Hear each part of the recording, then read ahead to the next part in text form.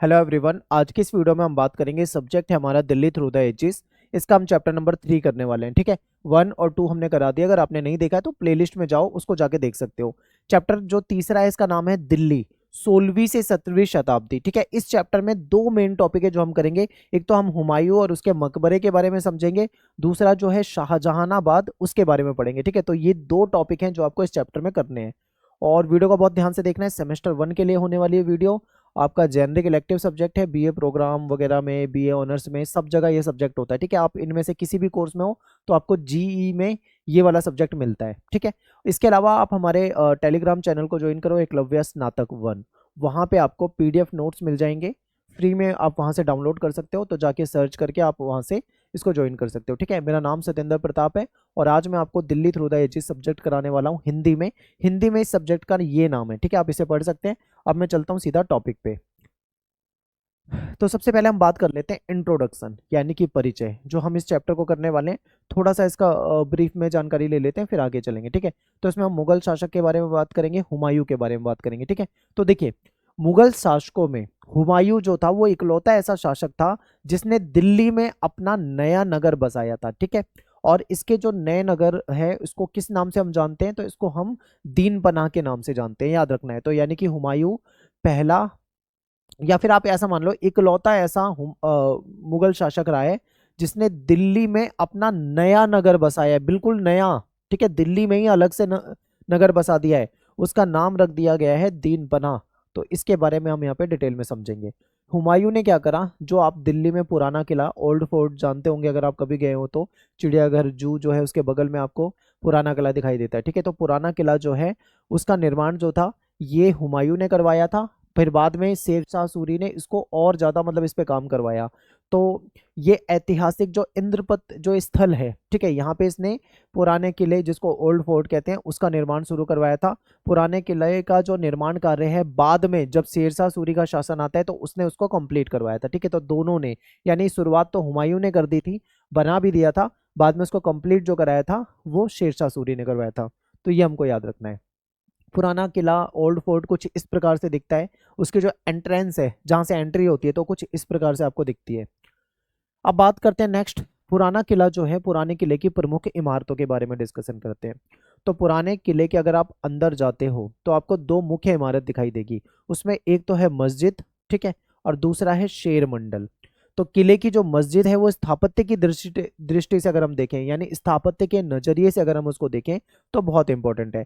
ये मस्जिद जो है दिल्ली सल्तनत, यानी जब मुगलों से पहले जब दिल्ली सल्तनत का शासनकाल था उस समय, और जो मुगल स्थापत्य की जो शैलियां हैं उन दोनों के बीच में एक संयोजक कड़ी के रूप में है। कहने का मतलब है कि पहले दिल्ली में किसका शासन आया था।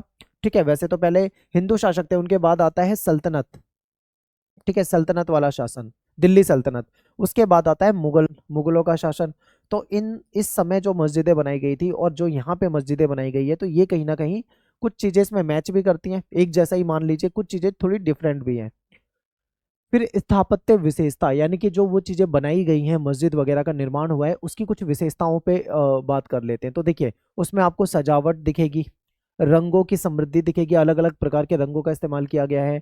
कलात्मक भव्यता दिखाई देगी, यानी जो उसमें मतलब इतनी भव्य तरीके से बनाई गई है जो काफी देखने में आपको लगेगा कि काफी बड़े एरिया में बनाई गई है, बहुत अच्छे तरीके से बनाई गई है। ये मस्जिदें जो थी ये 14वीं शताब्दी की जो कठोर साधारण स्थापत्य शैली थी उससे थोड़ी सी भिन्न थी, थोड़ी सी डिफरेंट इसको बनाया गया था। तो मुगल कला के उत्कृष्ट नमूनों में अगर हम देखें तो इन मस्जिदों में आपको भव्यता दिखाई देगी। ठीक है, पहले से ज्यादा भव्य बनाया गया था, बेहतरीन बनाया गया था। अब बात करते हैं, नेक्स्ट है शेर शाह सूरी। अभी हम हुमायूं मकबरे के बारे में ही बात करेंगे, लेकिन ये छोटा सा टॉपिक है, इसको देख लेते हैं। तो शेर शाह सूरी जो थे इनका क्या योगदान है इसे समझते हैं पुराने किले में। तो देखिए, 1539 से लेके 1545 के बीच में शेर शाह ने क्या करा था, दीन पनाह जो था हुमायूं वाला और फिरोजाबाद जो था इसके बीच में अपना नगर बसा लिया। यानी दो क्षेत्र है, एक दीन पनाह है, एक फिरोजाबाद है, इसके बीच में इन्होंने क्या करा, अपना नगर बसा लिया है। नगर को पत्थर और गारे के मजबूत जो दीवारें होती है उससे इसने घिरवा दिया था। नगर का जो उत्तरी द्वार था, ठीक है, जो नॉर्थ साइड का जो द्वार था वो बहुत ही महत्वपूर्ण और प्रभावशाली संरचना थी, उसको जाना जाता था लाल दरवाजे के नाम से। तो ये आपको याद रखना है। लाल दरवाजा जो है वो शेरशाह जो सूरी थी इसकी नगर योजना में सबसे महत्वपूर्ण माना जाता है। और दक्षिण भाग अगर हम देखें तो यहाँ पे एक और अंदाजा लगाया जाता है कि एक शाही बाजार का प्रवेश द्वार होता था, ठीक है, यानी कि एक शाही बाजार का प्रवेश द्वार होता था साउथ में, दक्षिण साइड में। इस्लाम शाह का निर्माण, अब शेर शाह जो था उसका जो पुत्र था वो उसका उत्तराधिकारी बनता है, ठीक है। इसका नाम क्या था? इस्लाम शाह। इसने क्या करा, यमुना नदी जो दिल्ली में है इसके किनारे सलीमगढ़ किला, इंपॉर्टेंट है, सलीमगढ़ किले का निर्माण करवाया था, ठीक है। आगे चलते हैं, अब बात करते हैं हुमायूं के मकबरे की। दिल्ली में हुमायूं का मकबरा है, आपने देखा हो तो इस प्रकार का दिखता है वो, ठीक है। अब बात करते हैं स्थापत्य, इसके स्थापत्य के बारे में जानकारी लेते हैं। तो 16वीं शताब्दी में इंडो इस्लामिक स्थापत्य, ठीक है, इंडिया का जो भारत की कुछ जो पहले से जो स्थापत्य कला थी और जो इस्लामिक स्थापत्य कला थी इनका मिश्रण भी आपको कई जगह पे देखने को मिलेगा, ठीक है। तो इंडो इस्लामिक स्थापत्य को फारसी और मध्य एशियाई प्रभाव भी मिलेगा, ठीक है, इंडो इस्लामिक भी मिलेगा, उसमें आपको कुछ प्रभाव फारसी और मध्य एशियाई क्षेत्रों का भी देखने को मिलता है। तो ये जो प्रभाव है ये मुगल शासकों के समय में काफी ज्यादा स्पष्ट हुआ था, क्लियर देखने में मिलेगा। और हुमायूं का जो मकबरा है वो मध्य एशियाई प्रभावों का श्रेष्ठ उदाहरण है। तो इसमें आपको कई कलात्मक श्रेणियां दिखेगी, ठीक है, कुछ चीजें आपको ताजमहल जैसी भी इसमें देखने को मिलती है, तो कुछ अलग जो बनता था स्थापत्य कला था उसमें से भी आपको देखने को मिलेगा। अब इसके अगर हम ऐतिहासिक महत्व की बात करते हैं तो ये मुगलों का पहला भव्य राजवंशीय मकबरा था, ठीक है। मकबरा यानी जब मृत्यु हो जाती है तो दफना दिया जाता है, ठीक है। तो ये भव्य मकबरा है, आप ऐसा मान लीजिए। और इसका निर्माण जो है अकबर के शासनकाल के प्रारंभिक वर्षों में हो गया था और ये यमुना नदी के पास में दिल्ली में स्थित है। मुगल स्थापत्य विकास का सबसे महत्वपूर्ण मील का पत्थर साबित होता है, ठीक है। बहुत महत्वपूर्ण माना जाता है हुमायूं के मकबरे को क्योंकि काफी भव्य बनाया गया है, काफी बड़ा बनाया गया है। सौंदर्य की दृष्टि से अगर देखें तो ताजमहल के बाद दूसरा स्थान इसको माना जाता है। जिस तरीके से ताजमहल को काफी भव्य माना जाता है, ठीक है, उसी प्रकार से दूसरे नंबर पे फिर हुमायूं के मकबरे का नाम आ जाता है। ताजमहल की जो औपचारिक अवधारणा की प्रेरणा है वो हुमायूं के मकबरे से ली गई है, ठीक है।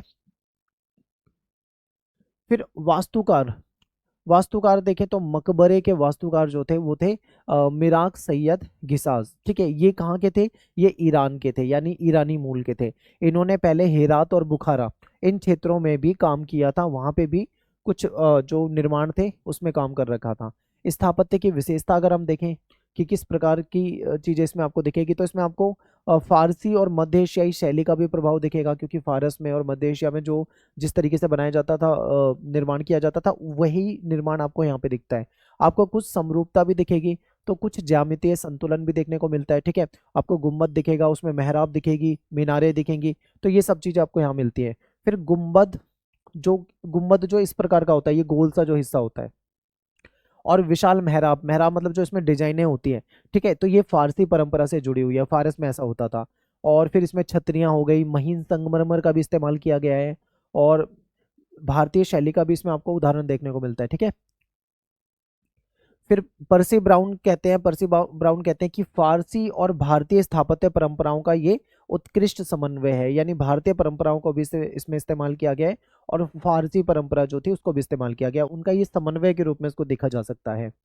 निर्माण काल और स्थल, ठीक है। तो देखिए, पर्सी ब्राउन कहते हैं कि इसका निर्माण जो है 1564 ईस्वी में हुमायूं की मृत्यु जब हो गई थी उसके 8 साल के बाद शुरू हुआ था। स्थल का जो चयन है वो इसलिए किया गया था क्योंकि ये उसके पास दीनपनाह नगर में स्थित था, क्योंकि भाई हुमायूं ने दीनपनाह बनाया था तो उसके पास ही ये स्थित था, इसलिए उन्होंने उस जगह को चुना और वहां पे इसका निर्माण कार्य जो था वो शुरू किया। इसके बाद है चार बाग। तो चार बाग जो है ये एक योजना है, इसमें मकबरा जो है एक वर्गाकार बगीचे से घिरा हुआ है, ठीक है। आप देखो कुछ इस प्रकार से बगीचा है और उसके उसके बीच में एक जो मकबरा है उसको घिरा रखा है, ठीक है, घेर रखा है। तो चारों दिशाओं में भव्य प्रवेश द्वार बना रखे हैं, चारों तरफ से बड़े बड़े प्रवेश द्वार हैं। पश्चिमी द्वार जो है उसको मेन एंट्री माना जाता है। बगीचा जो है वो चार बाग योजना का मतलब है चार भागों में डिवाइड उसको कर रखा है, ठीक है। नहरें हैं, रास्ते और फूलों की क्यारियां, इन सारी चीजों को उसमें जोड़ रखा है। उद्यान व्यवस्था इस मकबरे की सबसे प्रमुख विशेषताओं में से एक है। फूल पौधे पत्ते वगैरह, आप ताजमहल में भी जाते हो तो वहां पे भी आप देखोगे पानी का वो बना रखा है, एक छोटा सा तालाब सा, उसके दोनों साइड पौधे वगैरह लगा रखे हैं, तो उस तरीके की चीजें यहाँ पे भी देखने को मिलती है। अब बात करते हैं जो संरचना है इसके स्वरूप को। तो मुख्य भवन जो है उसमें बलुआ पत्थर, ठीक है, जो रेड कलर का पत्थर होता है, और उसके चबूतरे बनाए गए हैं। इमारत में कई कक्ष बनाए गए हैं, इमारत है उसमें कई सारे कमरे भी हैं, ठीक है, कक्ष बनाए गए हैं। केवल एक कब्र कक्ष नहीं है, ठीक है, उसमें बहुत सारे अगल बगल में कमरे बने हुए हैं। केंद्रीय कक्ष में हुमायूं की कब्र स्थित है, जो केंद्रीय कक्ष है वहां पे हुमायूं की कब्र बना रखी है, और इसे राजवंशीय मकबरे के रूप में डिजाइन किया गया है। प्रकाश के लिए जालियां, ठीक है, जालियां जो होती थी वो इस टाइप की होती थी, ये आप देख पा रहे हैं यहाँ पे, ये जालियां होती थी, इससे रोशनी आती थी, हवा वगैरह आती थी, तो इस तरीके से जालियां भी बना रखी हैं। अब बात करते हैं निर्माण सामग्री की। तो लाल बलुआ पत्थर का इस्तेमाल किया गया है, और कुछ जगह पे सफेद जो व्हाइट जो मार्बल होता है, संगमरमर होता है, उसका भी आपको इस्तेमाल देखने को मिलता है, ठीक है। ये परंपरा जो है पहले जो खिलजी था, अलाउद्दीन खिलजी हो गया या तुगलक हो गया या शेरशाह के काल में भी थी, उस समय में भी अगर आप देखोगे तो लाल बलुआ पत्थर का यूज होता था और मार्बल का भी यूज होता था, व्हाइट, ठीक है। लेकिन मुगलों ने क्या करा, इसे अधिक कलात्मक और परिष्कृत रूप से अपनाया, और ज्यादा बेहतरीन इन्होंने बनाने का प्रयास किया। आगे चलकर मुगल स्थापत्य कला की ये पहचान बन गया, क्योंकि अगर आप ताजमहल को देखते हो तो वो भी व्हाइट मार्बल वगैरह से बना हुआ है, ठीक है।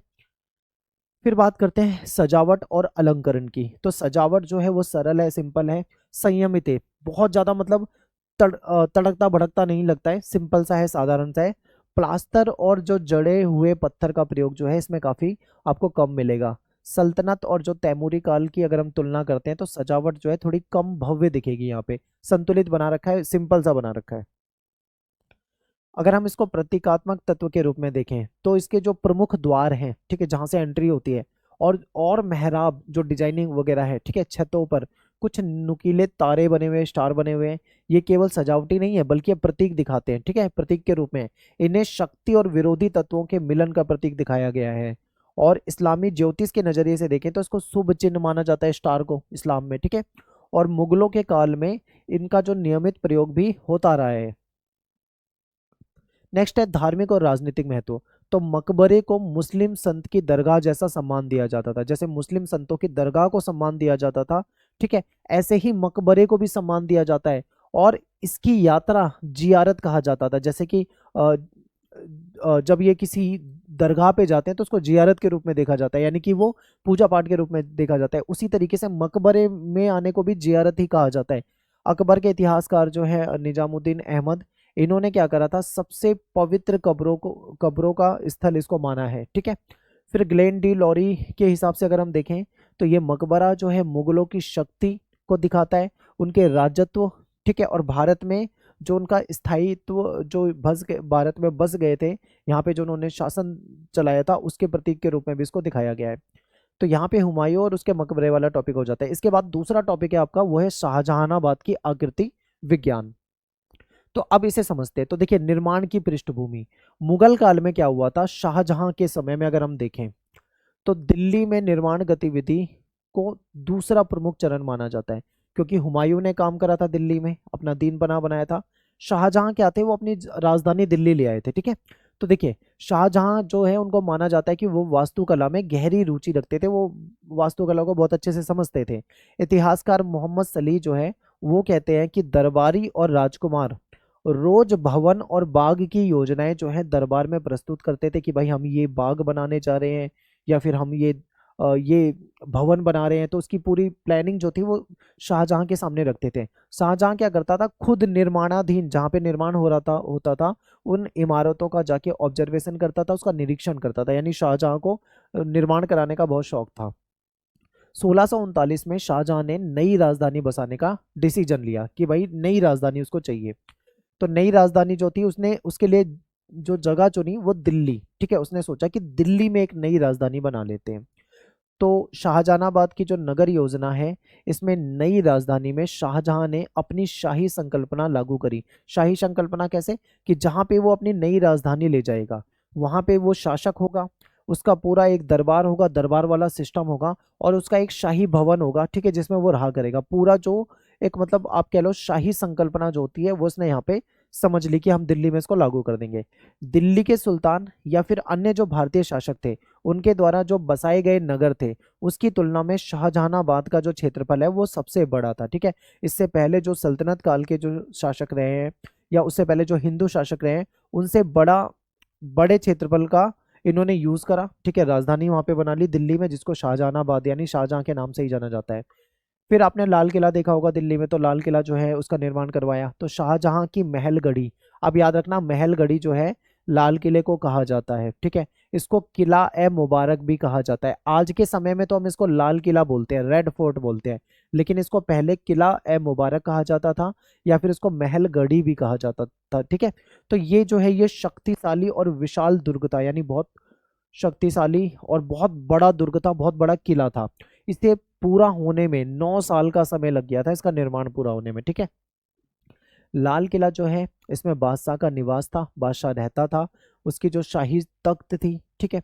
सांस्कृतिक गतिविधियों का केंद्र होता था। इसके अंदर अगर हम देखें तो 32 इमारतें बताई जाती हैं। ऐसा प्रतीत होता है कि जैसे पूरा का पूरा शहर है इसके भीतर, इतना बड़ा है लाल किला। फिर वहीं पे एक जामा मस्जिद भी है। तो शाहजहानाबाद की जो दूसरी प्रमुख इमारत है वो जामा मस्जिद है। ये उपमहाद्वीप की सबसे बड़ी मस्जिदों में से एक है। शाहजहां के शासनकाल का ये सबसे श्रेष्ठ इमारतों में, अगर स्मारकों में इसको हम देखें तो वो मानी जाती है। अब इसके स्थापत्य, अब यहाँ पे हमने लाल किला समझ लिया, जामा मस्जिद समझ ली। अब इनके जो स्थापत्य है उसकी कुछ विशेषताओं को देखते हैं। तो शाहजहां के समय में मुगल स्थापत्य ने बहुत बेहतरीन यानी उच्चतम निपुणता और परिष्कार प्राप्त कर लिया था। कहने का मतलब है कि शाहजहां के काल तक जो भी निर्माण होते थे वो बेहतरीन होने लगे थे, ठीक है। उसमें अधिक संतुलित और विवेकपूर्ण जो युक्तियां हैं उसका इस्तेमाल किया जाता था। और स्थापत्य में अगर परिवर्तन देखें तो मेहराब जो थी वो नक्काशीदार हो गई थी, ठीक है। उसमें बहुत बारीक डिजाइनिंग होने लगी थी। 9 अर्ध चंद्राकार वलयों से सज्जित मेहराब बनाई गई थी। इसके बाद शाहजहानाबादी जो मेहराबें हैं इसको कहा जाने लगा था, यानी उसके बाद इसका नाम ही पड़ गया था शाहजहानाबादी मेहराब, यानी इतनी अच्छी डिजाइनें होती थी। अब गुम्बद की बात करें तो ये पूर्ण विकसित है, ठीक है। गुम्बद जो है वो पूर्ण विकसित होती थी, बुलबुले के आकार जैसी होती थी, और ग्रीवा के पास संकुचित होती थी, कुछ जगह पे आपको संकुचित दिखेगी। फिर नेक्स्ट इसकी विशेषता की बात करें तो ये सुंडाकार भी है, ठीक है। और मेहराबदार, इसमें कई जगह पे आपको डिजाइनिंग भी दिखती है। कई जगह पे बैल बूटेदार स्तंभ शीर्ष है, कुछ जगह पे आपको उबड़ खाबड़ टाइप की डिजाइन भी दिखेगी, वो मतलब उबड़ खाबड़ डिजाइन है वो उस तरीके की, तो ऐसा भी आपको देखने को मिलता है। तो ये कुछ इसकी विशेषताएं हैं। और कई जगह पे लाल बलुआ पत्थर का इस्तेमाल हुआ है, ठीक है। कई जगह पे व्हाइट मार्बल का भी इस्तेमाल होता था। तो अब बात करते हैं संप्रभु नगर की अवधारणा। तो इतिहासकार स्टीफन जो है वो कहते हैं कि शाहजहानाबाद है एक संप्रभु नगर था, ठीक है। संप्रभु नगर का मतलब है एक ऐसा नगर जिसमें शाहजहां जो है वो शासन चलाता है, वो किसी पे डिपेंडेंट नहीं है, जैसा चाहे वो डिसीजन ले सकता है, ठीक है। तो ये इसे संप्रभु नगर कहा जाएगा। इसकी विशेषताओं की बात करें तो आनुवांशिक नौकरशाही साम्राज्य की राजधानी, और 1400 से 1750 के एशियाई साम्राज्यों की विशेषता। अब देखो, ये जो दिल्ली में शाहजहानाबाद बनाया गया है, तो ऐसा पहली बार नहीं हुआ है। मुगलों में पहले अगर हम हुमायूं को देखें तो हुमायूं ने भी दिल्ली में दीन पनाह बनाया था, ठीक है। तो एक तरह से ये आप इसको ऐसा मान लो, आनुवांशिक नौकरशाही साम्राज्य की राजधानी के रूप में आप इसे समझ सकते हो। और 1400 से 1750 के जो एशियाई साम्राज्य थे, ठीक है, उसकी विशेषता भी आपको यहाँ पे देखने को मिलेगी। सम्राट, सम्राट की बात करते हैं तो नगर के जो सामाजिक आर्थिक और सांस्कृतिक जीवन है, ठीक है, उसको कहीं ना कहीं यहाँ पे कंट्रोल करता था सम्राट। सम्राट जो था सबसे पावरफुल था, वही डिसीजन लेता था हमेशा, ठीक है, वही लेगा डिसीजन। नगर के जो निर्मित स्वरूप है उसको भी सम्राट जो है कहीं ना कहीं प्रभावित करता था। शाही महल और नगर का संबंध। तो शाही महल और नगर का क्या संबंध है इसको देखते हैं। तो सूक्ष्म स्तर पे अगर हम देखें तो जो नगर है, ठीक है, जो शाही महल है, इस गढ़ी का विस्तार हुआ, ठीक है। कहने का मतलब है नगर में इन्होंने जो शाही महल था उसका काफी विस्तार करा, यहाँ पे कुछ इमारतें बना दी, ठीक है, बिल्डिंग्स स्मारक बना दिए, कुछ बाग बना दिए, कई यहाँ पे बाजार बना दिए, ठीक है। तो महल गढ़ी के प्रतिरूप पे आधारित था। उसके आसपास, कहने का मतलब है जो महल गढ़ी है उसके आसपास आपको कई बाजार, इमारतें और बाग वगैरह ये सारी चीजें देखने को मिलती है। अब बात करते हैं उत्पादन, विनिमय और सामाजिक संबंध पे। तो महल में जो प्रचलित प्रणाली है इसके अगर हम हिसाब से देखें तो संप्रभु नगर जो है पूरे राज्य का लघु रूप था, पूरे राज्य का एक छोटा सा रूप था। और इस नगर में हम देखें तो सम्राट जो था उसके पास सारी शक्तियां होती थी, ठीक है। लोगों को उसकी बातें माननी होती थी, संसाधनों पे सम्राट का पूरा कंट्रोल होता था, और कहीं ना कहीं ये उसकी प्रभावशीलता को दिखाता है। लोग जो थे उस लोग जो थे कहीं ना कहीं सम्राट को महत्वपूर्ण मानते थे, ठीक है, क्योंकि उसका शासन था, उसके हिसाब से ही सबको चलना होता था। नेक्स्ट है सामाजिक और सांस्कृतिक संरचना। तो नगर जो है समाज का एक विशाल परिवार की तरह संगठित था। यहाँ पे सम्राट होता था नगर में, ठीक है, जो पूरे नगर को देखता था, दरबारी होते थे उसके, और पूरा उसका परिवारजन होता था, ये सारे यहीं पे रहा करते थे। पूरा एक सांस्कृतिक जीवन था जिसमें सम्राट हो गए, राजकुमार हो गए, ठीक है, उनके जो दरबारी लोग थे वो दरबारी हो गए, उसमें फिर वो कला, साहित्य, संगीतकार, चित्रकला, ठीक है, स्थापत्य, इन सारी चीजों का इन्होंने संरक्षण दे रखा था। तो यहाँ पे संगीतकार भी रहते थे, साहित्यकार भी रहते थे, चित्रकला वाले जो पेंटर होते हैं वो भी रहते थे, सबको संरक्षण मिला हुआ था, शाही संरक्षण, ठीक है, तो ये इंपॉर्टेंट है। इसके बाद बात करते हैं विद्वान की बहस। तो विद्वानों के बीच में प्रश्न क्या हुआ कि कुछ विद्वानों ने इस पे चर्चा करी है कि क्या शाहजहानाबाद जो है वो सम्राट की सत्ता को पूरी तरीके से दर्शाता था। ये कौन बातें कर रहा है, ये विद्वानों के बीच में इस चीजों को लेके बहस होती थी। तो शासक का नगर वासियों पर कितना कंट्रोल होता था, इन सब चीजों पे बहस होती थी।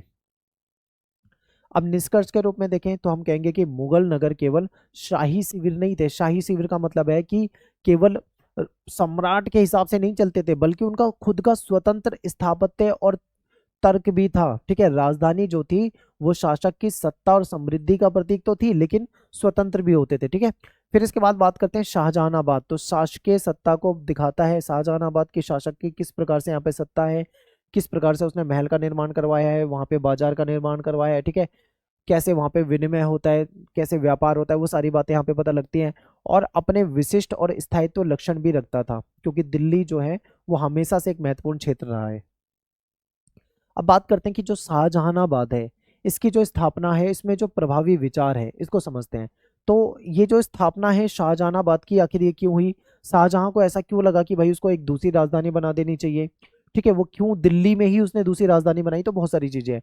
तो शाहजहां को वास्तुकला में बहुत ज्यादा इंटरेस्ट था, ये हम पहले से जान चुके हैं। उसने क्या करा, आगरे का जो किला था, ठीक है, आगरे में किले का निर्माण करवाया था, और कई अकबर कालीन लाल बलुआ पत्थर की इमारतों को हटाकर उनके स्थान पर सफेद संगमरमर की भव्य इमारतें बनाई थी, ठीक है। तो पहले क्या होता था, लाल बलुआ पत्थर की इमारतें बनती थी। शाहजहां ने क्या करा, सफेद जो व्हाइट मार्बल होता है उसका इस्तेमाल शुरू करा। व्हाइट जो है थोड़ा लुक में डिफरेंट लगता था बिल्कुल। इतिहासकार मोहम्मद सालेह जो है वो क्या कहते हैं, ये कहते हैं कि दरबार में प्रतिदिन भवनों और बागों की योजनाएं प्रस्तुत की जाती थी। शाहजहां जो था खुद उन योजनाओं को देखता था, समझता था, और जहां पे निर्माण हो रहा होता था उस निर्माण का निरीक्षण भी खुद जाके करता था। नई राजधानी की आवश्यकता 1639 में। तो 1639 में शाहजहां ने नई राजधानी बसाने का डिसीजन लिया था। कारण क्या था, कारण ये था कि केवल पूर्ववर्तियों से अलग पहचान बनाना ही उसका उद्देश्य नहीं था, यानी पहले वाले जो इनके जो पूर्वज रहे उनके उनसे अलग पहचान नहीं बनाना था, बल्कि ये आगरा नगर का सीमित विस्तार, ठीक है, और उत्सव और आयोजनों के समय में महलगढ़ी और नगर में अत्यधिक भीड़ की को संभालना कठिन हो जाता था। देखिए आगरा में पहले थे, आगरा में क्या था, उतना स्पेस नहीं था, ठीक है। तो उन्होंने सोचा कि एक ऐसी जगह पे राजधानी बनाते हैं जहाँ पे बहुत बड़ा महल बनाया जा सके। लाल किला जो है, जो आगरा का जो किला है ना, आगरा में भी लाल किला है, आगरा में ताजमहल है। अगर आप आगरा के लाल किले को देखोगे और दिल्ली के लाल किले को देखोगे तो आपको पता लगेगा दिल्ली का लाल किला जो है वो बहुत ज्यादा बड़ा है, ठीक है।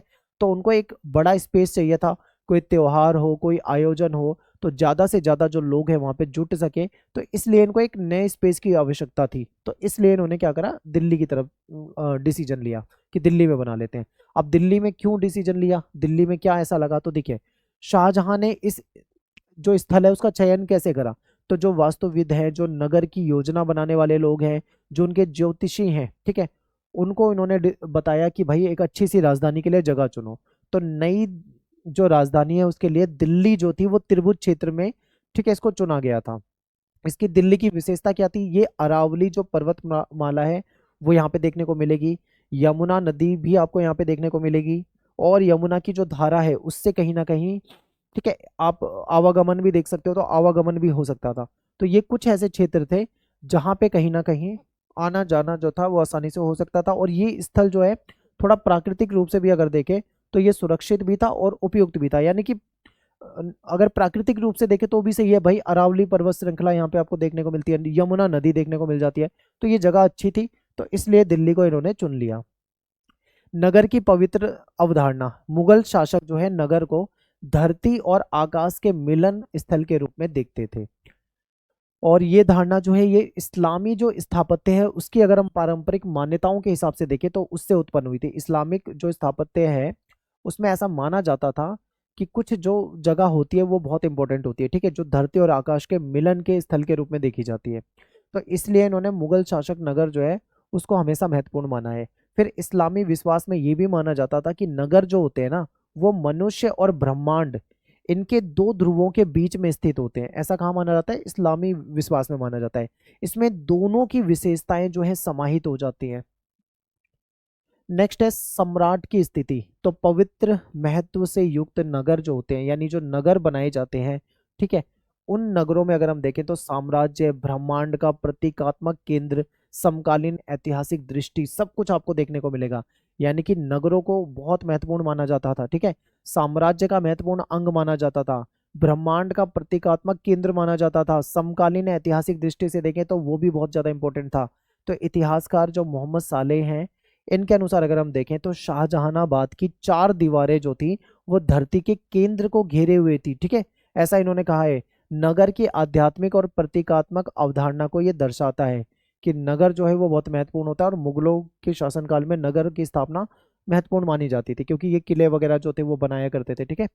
इसके बाद बात करते हैं हिंदू स्थापत्य परंपरा का प्रभाव, क्योंकि ये जहाँ पे शासन कर रहे थे वहाँ की बड़ी जनसंख्या जो थी वो हिंदू थी। उनका जो स्थापत्य कला था उसका कहीं ना कहीं प्रभाव तो पड़ा ही था, ठीक है। तो इस प्रकार हम कह सकते हैं कि केवल इस्लामी स्थापत्य तक सीमित नहीं है ये, हिंदू वास्तुशास्त्र में भी कुछ ऐसी मान्यता है। जैसे राजधानी जो है वो राज्य का केंद्र मानी जाती है हिंदुओं में, महलगढ़ी जो है ये नगर का केंद्र माना गया था, ठीक है, राज सिंहासन जो है वो विश्व का केंद्र माना जाता है, हिंदुओं में भी ऐसा माना जाता था।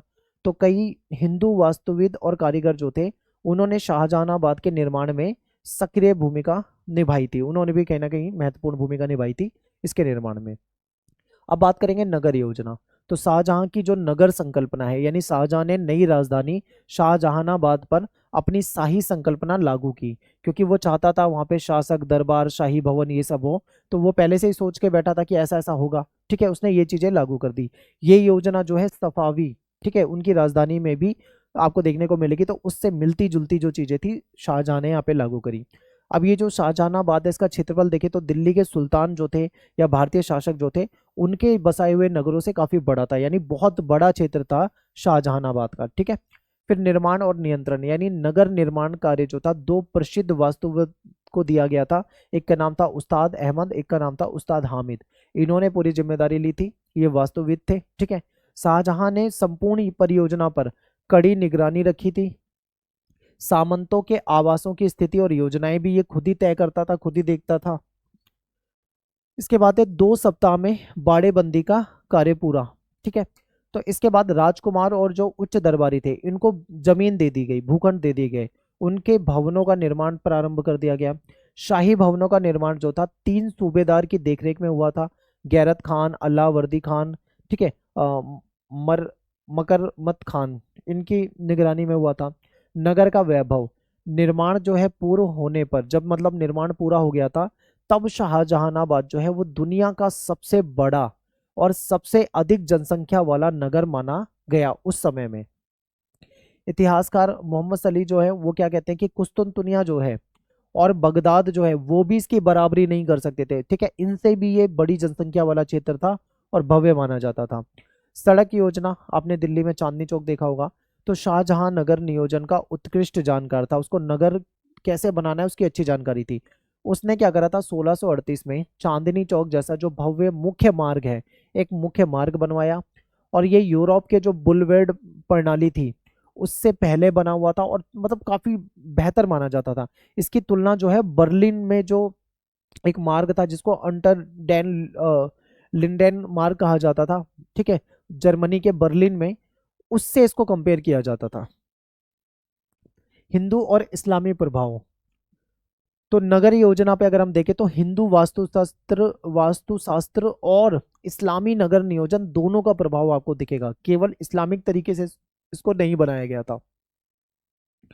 एक धनुषाकार योजना यानी योजना जो है प्राचीन जो ग्रंथ है, ठीक है, उसके हिसाब से बनाया गया है। और उसमें जो अर्धवृत्ताकार जो कॉन्सेप्ट होता था उसको उससे कहीं ना कहीं रिलेट करके बनाया गया है। ये योजना जो है नदी या समुद्र तट के जो नगर होते हैं उसके आसपास इस्तेमाल की जाती है, और क्योंकि दिल्ली जो है ये शाहजहानाबाद जो है इसके आसपास यमुना नदी भी रही है, ठीक है, तो उसको ध्यान में रख के भी इसको बनाया गया था। अंतर यहाँ पे ये था कि अति मांगलिक स्थल पर मंदिर की जगह महलगढ़ी स्थित किया गया, ठीक है। यहाँ पे बस ये अंतर है कि जो बेहतरीन जगह थी वहां पे मंदिर नहीं बनाया, मंदिर की जगह इन्होंने महलगढ़ी बना दिया। ये योजना जो है ये राजा की शक्ति और उसके प्रभुत्व को दिखाती है कि राजा कितना ताकतवर था, ठीक है, उसके प्रभुत्व को यहाँ पे दिखाती है। नेक्स्ट है ब्रह्मांडीय अवधारणा। तो इसमें इस्लामी नगर योजना के अकॉर्डिंग अगर हम देखें तो नगर जो है वो मानव और ब्रह्मांड के बीच में स्थित होता है, ठीक है। नगर को इतना इंपॉर्टेंट माना गया है कि ब्रह्मांड और मानव के बीच में नगर होता है। नगर को मानव संरचना और ब्रह्मांड का प्रतीकात्मक प्रतिबिंब माना जाता है, यानी नगर जो है वो मानव की संरचना है, मानव ने नगरों को बसाया, ठीक है, और ब्रह्मांड के प्रतीकात्मक प्रतिबिंब के रूप में इसको दिखाया गया है। स्टीफन कहते हैं कि प्राचीन नगर जो थे वो ब्रह्मांड का प्रतीक माने जाते थे, ठीक है। 8 द्वार की चर्चा होती है, 4 दिशाओं की चर्चा होती है, 4 स्वर्ग द्वार माने जाते हैं प्राचीन समय में, तो कहीं ना कहीं ये प्रतीक के रूप में भी इसको दिखाया जाता है। फिर नगर प्राचीर तथा द्वार, तो नगर में सुरक्षा व्यवस्था चाहिए थी, तो इसलिए शाहजहानाबाद जो था वो 3 दिशाओं से मजबूत दीवारों से, यानी प्राचीर मतलब दीवारों से उसको घेरा गया था। पूर्वी दिशा जो है आंशिक रूप से वहां पे किला आ जाता था, आधा किला ही आ जाता था पूर्वी दिशा में, आंशिक रूप से दीवारों से उसको सुरक्षित किया गया था, ठीक है, मोटी मोटी दीवारें मजबूत बनाई गई थी। फिर नगर दीवार, जो नगर की प्राचीर है या दीवार है, तो उत्तरी दीवार जो है वो पूर्व में जलीय बुर्ज, ठीक है। अब क्या करा, कुछ जगह पे ये क्या करते थे, बड़ी सी दीवार बनाते थे, नीचे ना एक खाई बना देते थे, और वहां पे पानी यानी एक तालाब सा बना देते थे, ताकि कोई दुश्मन आए अगर तो वो उसको पार आसानी से ना कर पाए, अगर पार भी करता है तो ऊपर दीवार पे चढ़ना उसके लिए बहुत मुश्किल हो जाए, ठीक है। इस तरीके से इन्होंने बनाया हुआ था। पश्चिम में मोरी बुर्ज तक ये फैला हुआ था। दीवार जो थी, इसकी विशेषताओं की बात करें तो इसकी ऊंचाई 8 मीटर से भी ज्यादा होती थी। चौड़ाई, दीवार की चौड़ाई सोचो 3.5 मीटर से ज्यादा चौड़ाई, 3.5 मीटर, यानी कि आप ये लगा लो 9-10 फुट के आसपास होती थी, जो बहुत ज्यादा चौड़ी होती थी। कुल लंबाई देखें तो 9 किलोमीटर से अधिक लंबी थी। दीवार पर 27 मीनारें बनी हुई थी, जो कि समान दूरी पर बड़े बड़े जो द्वार होते थे, प्रवेश मार्ग होते थे, वहां पे ये स्थित होता था, ठीक है। फिर प्रमुख नगर द्वार के रूप में अगर हम देखें तो मुख्य द्वार जो है साम्राज्य के जो प्रमुख क्षेत्र हैं उसकी तरफ खुलते थे। लाहौरी द्वार हो जाएगा, कश्मीरी द्वार हो जाएगा, अजमेरी द्वार हो जाएगा, ठीक है। ये सारे गेट हैं, कश्मीरी गेट आप देखते हो, लाहौरी गेट देखते हो आप, अजमेरी गेट देखते हो, ठीक है। आज के समय में दिल्ली में ये चीजें हैं, तो इस तरीके से ये खुलते थे। ये द्वार जो थे ये व्यापार के लिए बहुत इंपॉर्टेंट थे, यहाँ पे व्यापार होता था, आवागमन होता था, और सामाजिक जो साम्राज्यिक जो संपर्क होता था उसके प्रतीक के रूप में ये देखे जाते थे। अब नदी जो है, नदी की ओर छोटे द्वार, तो यमुना की ओर अगर हम देखें तो यहाँ पे राजघाट, राजघाट हो जाएगा, ठीक है। निगम बोध घाट हो जाएगा, निगम बोध घाट आपने देखा होगा, वहाँ पे दाह संस्कार वगैरह भी होता है। इसका उद्देश्य क्या था, पूजा पाठ हो जाए, दाह संस्कार हो जाए हिंदुओं के लिए, ठीक है, धार्मिक अनुष्ठान वगैरह हो जाए। प्रत्येक द्वार पर आप देखोगे सुरक्षा चौकियां भी बनाई हुई थी, ठीक है, वहाँ पे सुरक्षा कर्मियों के आवास होते थे, वो वहाँ पे सुरक्षा का कार्य करते थे।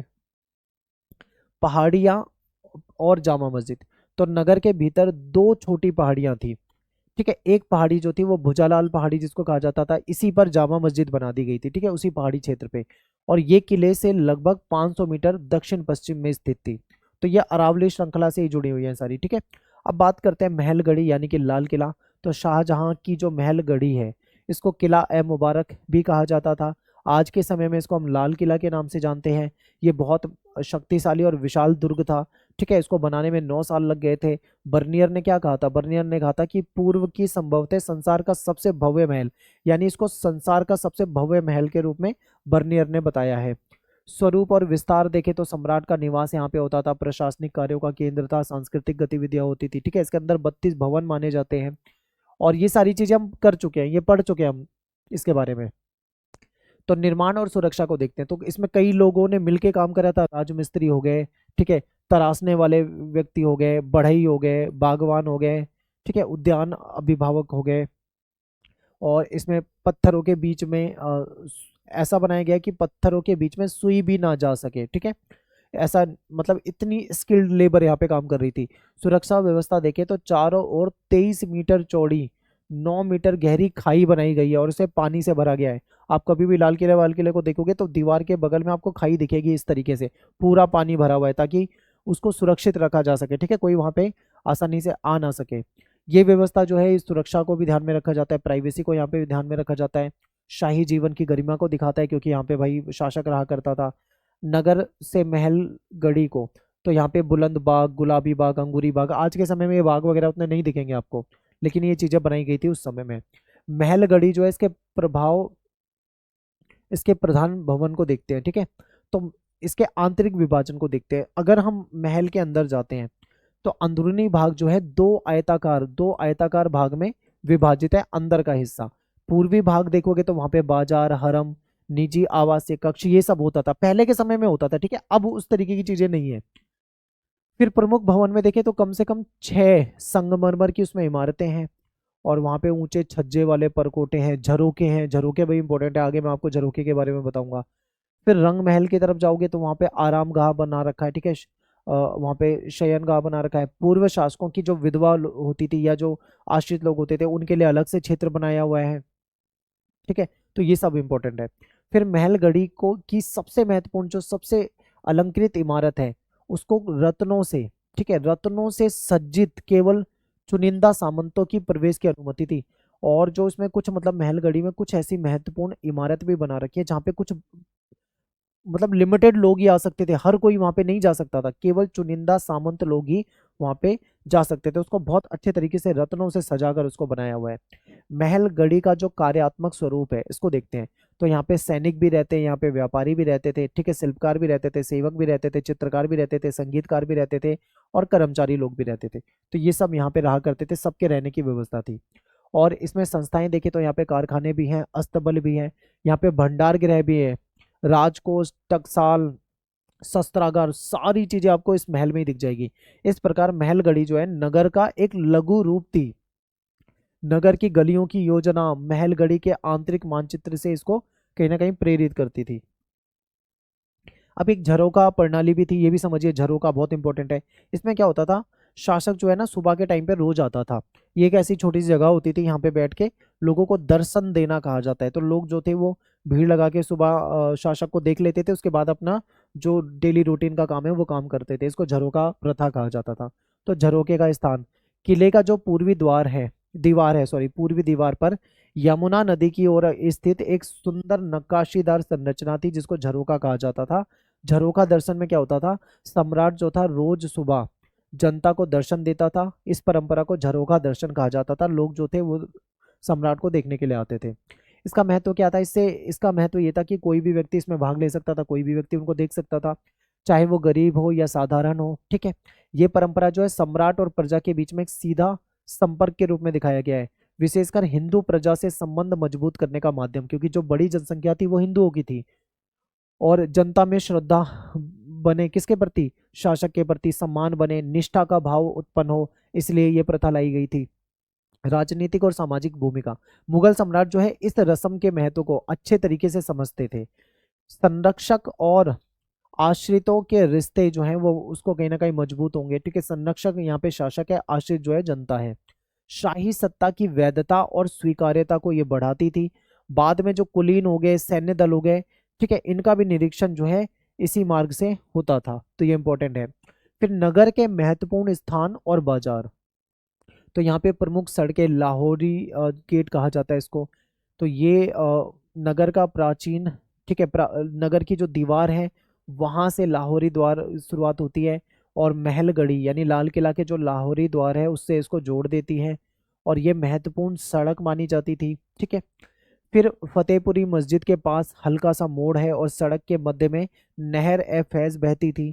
तो ये एक महत्वपूर्ण क्या था, मार्ग था जिसको लाहौरी द्वार कहा जाता था।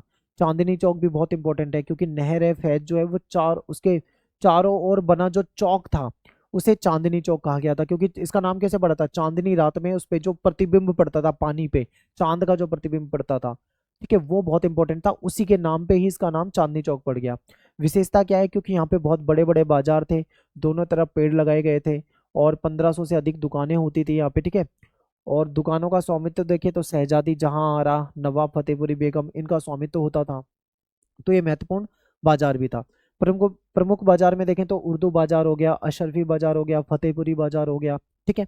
फिर अकबरबादी जो द्वार है, गेट है, तो यहाँ पे किले के अकबरबादी द्वार को नगर के अकबरबादी, यानी कि जो अब जो दिल्ली को जोड़ती है, तो यहाँ का जो बाजार था इसको क्या कहा जाता था, बाजार कहा जाता था। आज की डेट में इसको क्या कहा जाता है, आज इसे दरियागंज कहा जाता है, ठीक है। आप जाओगे दरियागंज आपको दिखेगा। कश्मीरी द्वार, कश्मीरी गेट आप सुनते हो ना, तो ये कुलीनों की हवेलियां यहाँ पे होती थी, और जो अमीर लोग होते थे उनके भवन होते थे यहाँ पे। काबिली द्वार हो गया, जो चांदनी चौक के उत्तर में समानांतर चल रहा है, एक सड़क के रूप में उसको जोड़ती है। फिर दरबारी जो लोग होते थे उनके भी महल और हवेलियां होती थी, दरबारी लोग भी तो रहते थे ना। तो जो उनका सामाजिक पदानुक्रम था, सम्राट के बाद शासक वर्ग जो है उसमें दरबारियों का एक महत्वपूर्ण स्थान होता था। ये अपने निवासों में शाही संस्थानों का अनुकरण करते थे, ठीक है। अब कहने का मतलब है कि शासक तो रहता है, वहीं पे दरबारियों के लिए एक अलग से व्यवस्था बना रखी है, उनके रेजिडेंशियल, ठीक है, वो रह सकते हैं वहाँ पे।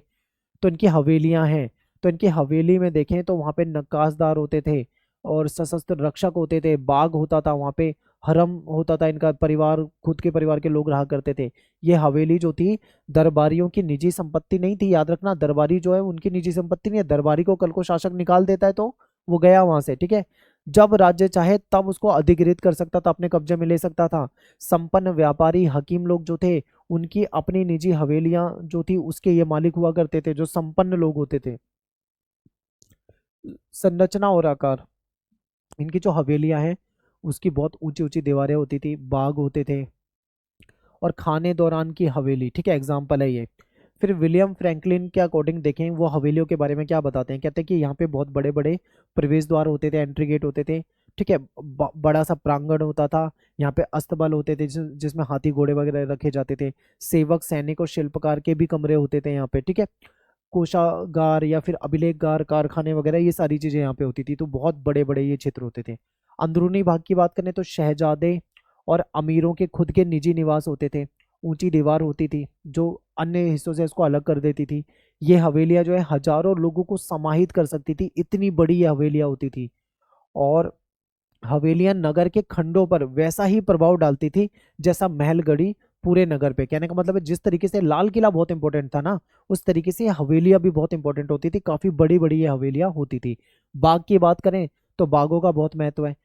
नगर की जो प्राचीर है, दीवार है, उसके बाहर एक उपनगर के रूप में मीलों तक बाग फैले हुए थे, ठीक है। बर्नियर बताता है कि ये उपनगर जो है भव्य बागों से सजा हुआ था।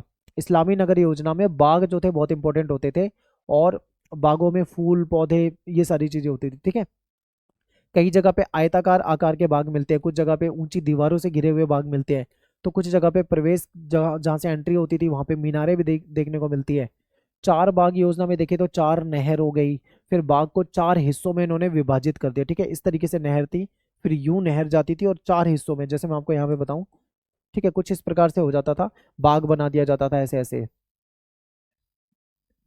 प्रमुख बाग में अगर हम बात करें तो शालीमार बाग आ जाता है, मुबारक बाग आ जाता है, रोशन आरा बेगम का बाग आ जाता है, ताल कटोरा बाग आ जाएगा, ठीक है, कुदसिया बाग आ जाएगा।